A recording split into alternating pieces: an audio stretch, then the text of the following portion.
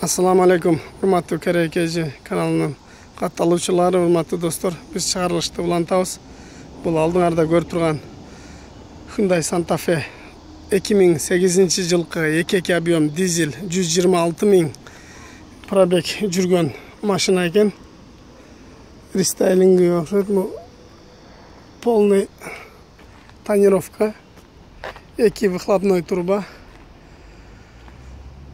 Арка жагынан көрүнүшү капталына машина жабык экен. Ачып көргөзөйүн десем, иштери кожаный салон, электропакет экен полный. Сыртынан көргөзүп коеюн. Баасы $5200 экен. Ушундай кара светте. Жанында мында спорттеж сурагандарга бул кымбат экен. 85 000 эле жүрүптүр. 2014 экен, 2 объем дизель. Bunun bası $11,500 eкен. Kımbat. Bunda Spark турат. Ал сырактан көргөзөйүн. Серебристый цветте Spark.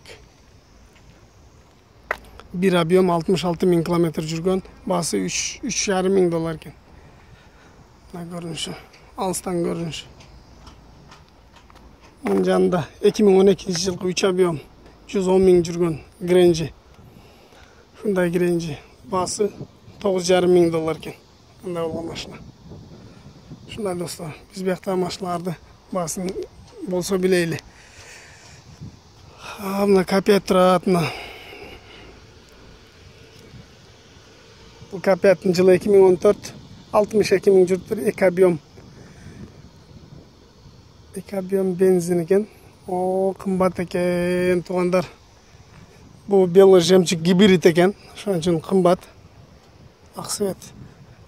Мунун баасы $12,500 экен. Азыр $12,500 Ошто деле бар, Бишкекте деле бар деген диванный эксперттер чыгат.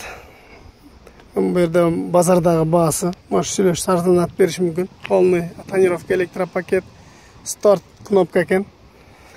Кожаный салон. Ушундай рестайлинговый K5 бензин 2014. Болгону 62 000 гана километр жүргөн. Ушундай K5. Натугандар. Азыр мына жерде сары цветте Chevrolet Spark турат. Баасы болсо көрсөтөйүн. Титановый диск экен, полный тонировка.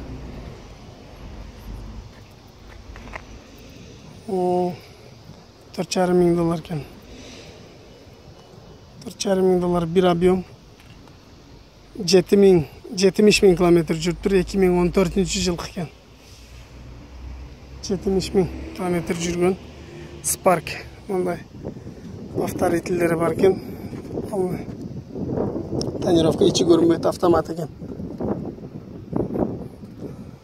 Мына кичинекей спортивный машинанын аты эмне болду экен мунун? Жаман кичинекей экен. Экили адамды. Баасы жок экен. Lotus дейби. Кызыктуу машина экен да, кабриолет экен, истачылат.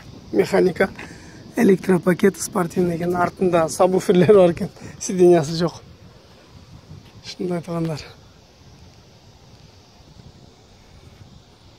Hyundai Grange 2.7 тартып кой деп сурагандарга тартып коюн. 120 000 км жүргөн экен. Полный электропакет, ABS.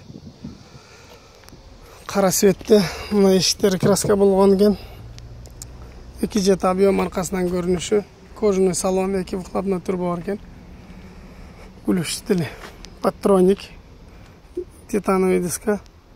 Мольниктери бар экен. Повторитель. Баасы $3,800 экен. Мунун жанында мунун жаңы чыккан Grange 76 000 жүргөн экен. Жылы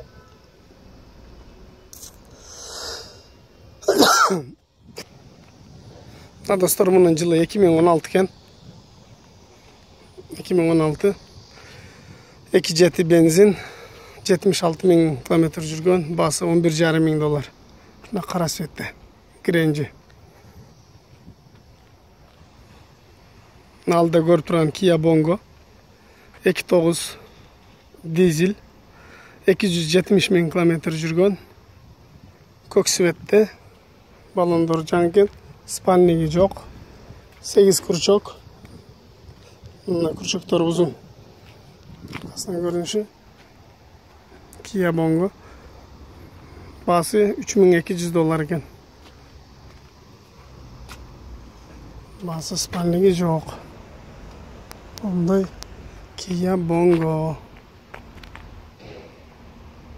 2009 айтпай калдым ошо жылын. 2009 270 миң километр жүргөн. 2.9 дизель. $3200 экен. Santa Fe серебряный светте 170 миң километр жүргөн. 2008 жылы экен. Баасы $5300 экен. Серебряный светте. Santa Fe. Повторительдери бар экен. Литио. Мындай молнингтери. Аркасынан көрүнүшү 2 выхлопной күлүштүле бар экен. Ушундай Santa Fe. Бул жакта жаңы кузовтагы Hyundai Avante. Жаңы выпускасы. Фарлары дагы, поворотниктери дагы 3 бурчтук болуп мындай. Дизайн башкача. Чыгып повторительдери бар экен. Ак светте 2019 жылкы 11 миң эле километр жүрүптүр. 1.6 объем. Бул жаңы машина экен. Мына аркасынан көрүнүшү баасы $15,000 экен. Бул капталынан көрүнүшү. Арка жагынан ушундай Avante $15,000 экен. 1.6 объем. 11 миң километр жүрүптүр болгону ак светте. Полный тонировка экен, машина култануу. Ачып көргөзөйүн десем. Бул Kia Sorento. 2 объем. Жылы 2012. 2012 экен. 80 миң километр жүргөн экен. Баасы $10,000 экен. Анда 7 орунду болгон.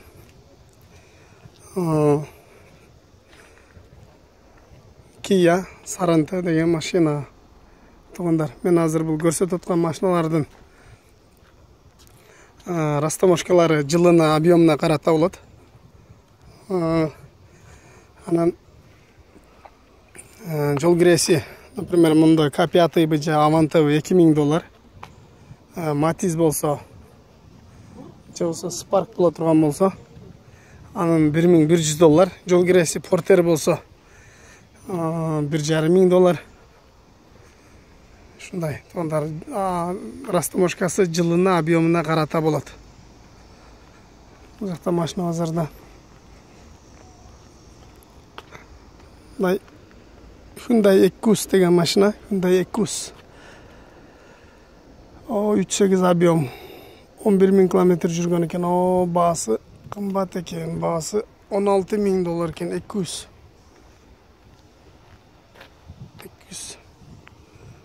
Жылын карабай калыптмын мунун.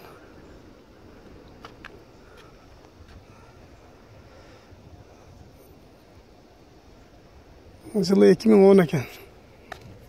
Чип ключ бардык нелеринде, эшиктеринде. Equus VS 380. Аркасынан көрүнүш. Hyundai Genesis G80 3.3 объем. Бордовый цвет экен. Бул жаңы машина кымбат болуш керек. Алты жагынан көрүнүшү. Күн аябай ысык. 3.3 объем. 2018 жылкы экен. 17 миң километр жүрүптүр.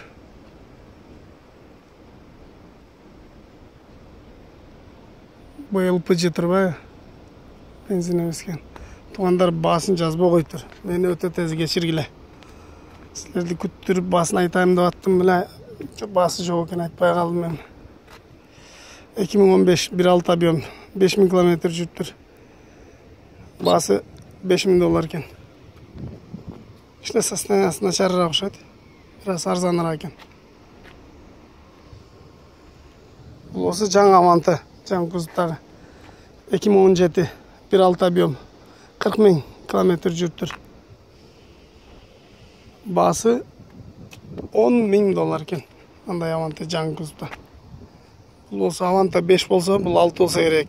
Билбейм тышынасын. Алыстан көрүнүшү.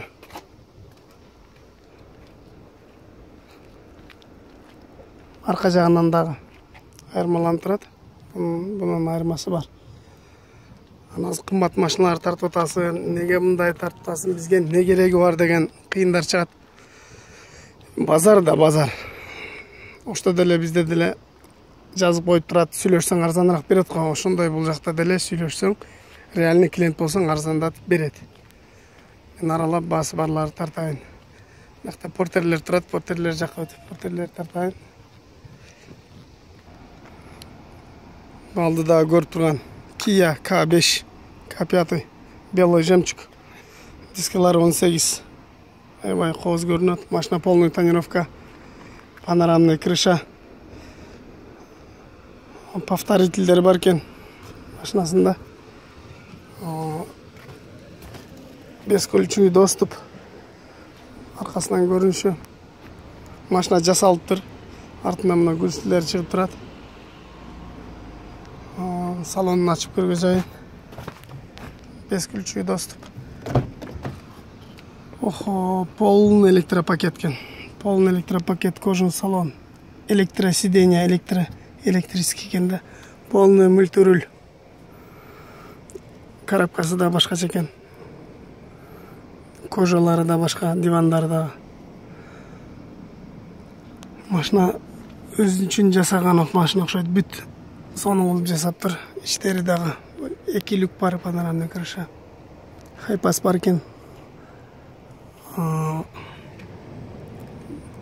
Монитор бар экен. Канча миң километр? 110 000 километр жүргөн. Подогрев сиденья, вентиляция сиденья, двухзонный климат контроль. Полный наворот экен машина. Ак светте. Алыстан көрүнүшү 110 000 километр жүргөн. 2011 жылкы Kia K5. Эми басына келсек, 2 объем бензин экен. Басына келсек, басы кайер турат.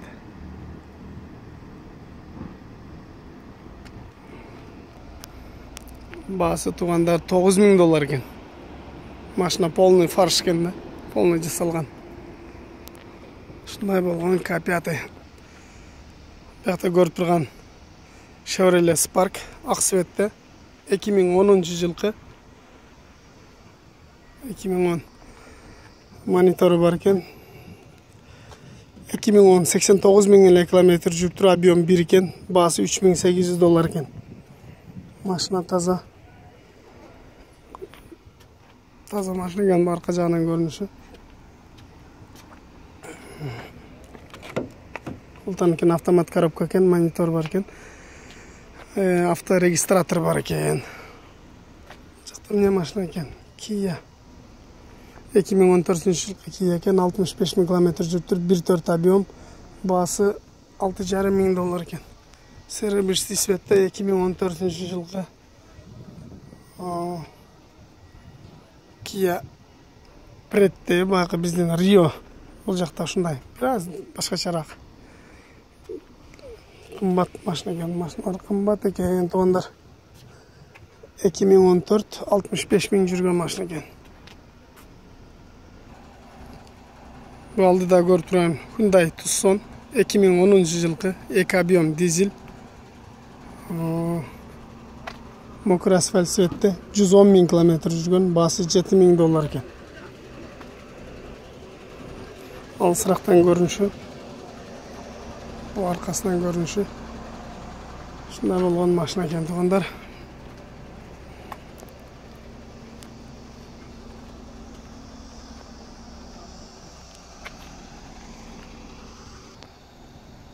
Бuyakта көрүп турган Kia Sorento автоунаасы. Жылы 2016, 2 объем дизель. 60 000 километр жүргөн экен, баасы $19,000. Бескөлчүй доступ. Кожаный салон, полный монитор. Камера заднего вида. Мындай камерасы көрүнөт. Ушундай болгон. Kia Sorento Primes деген автоунаа. Бесключевой доступ. Ключ жок, старт кнопка менен жүрөт. Ушундай достор. Мында достор силерге мындай өзгөчө жасалган Kia Sportage машинасын көрсөтөйүн. Турбина коюлуптур. Полный спортивный кылып жасалыптыр. Баллондору литий экен, мындай низкий профиль. Мунун кагазына башпасак, эко-объем 2012 135 000 километр жүрүптүр. Баасы $6200 экен. Азыр арка жагынан көрсөтөм. Арка жагынан көрүнүшү. Бул баллондору 245/35 19 размердеги баллондор экен. Аркасы дагы бир аз широкийраак алдына караганда. Алдынан мындай болгон Kia Sportage. Бир карап тааныбайсың кандай машина экенин. Ичи дагы мындай приборлор коюлуптур. Азыр көрөлү, ачык болсо көрсөтөйүн. Ачык экен. Электропакет, полный электрозеркало, кожаный салон, старт кнопка. Мындайлар коюлуптур. Ушундай машина экен тугандар. Достор, 135 000 километр жүргөн Kia Sportage. Бул жакта дагы мокрый асфальт цветте Kia Sportage турат. Бул дагы алдына мындай дополнительный радиатор коюлуп жасалыптыр. Титановый диск экен. Баллондору 19-245/40. 4 выд экен. Жылы 2012, эко-объем 110 000 километр жүрүптүр.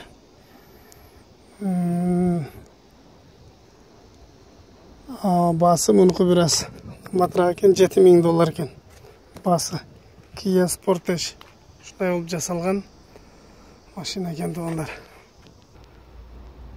Бул жакта жаңы кузовтагы Hyundai Sonata. Эко-объем бензин 103 000 жүргөн 2015 жылкы. Мына баасын көрүп атасыңар тугандар. 16 600 000 дейт. Примерно $12 000 болот. Мокрый асфальт цветте, жаңы кузовтагы баллондору 235/45-18. Ушундай болгон Hyundai Sonata. Аркасынан дагы тартып көргөзөйүн. Мындай болгон Sonata. Бул 103 000 эле жүрүптүр. Баасы ошого жараша кымбат. Көпчүлүгүңүздөр айтып каласыздар, арзаныраак, бирок жакшыраак деп. Жакшыраак машина арзаныраак болбойт. Жакшыраак машина бир аз кымбатыраак болот. Ушундай достор. Мокрый асфальт цветте.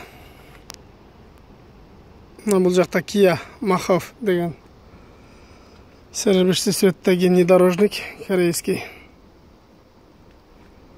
Бул машинанын жылы 2008. 210 000 километр жүрүптүр. Выдовый 3 объем дизель.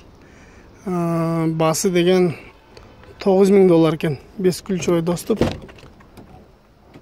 Полный электропакет. Берлер бир аз чийилип кеттир. Электросиденье. Сиденьясын бир аз жыртыгы бар экен. Мультируль, автомат коробка, подстаканник, подлокотник мындай. Монитор бар экен. Авторегистратор. Салону 7 орунду. Семейный аябай чоң машина бул. Арка жагынан көрүнүшү. Арка сиденьялары жакшы экен. Водительский сиденья бир аз. Бул арка жак аркадасында да сиденьядан турат. Бул $9000 экен. Kia Machov деген внедорожник 3 объем дизель. Серебристый цветте достор. Повторительдер бар экен. Баллон 265/60-18 экен. Ушундай серебристый цветтеги внедорожник джип.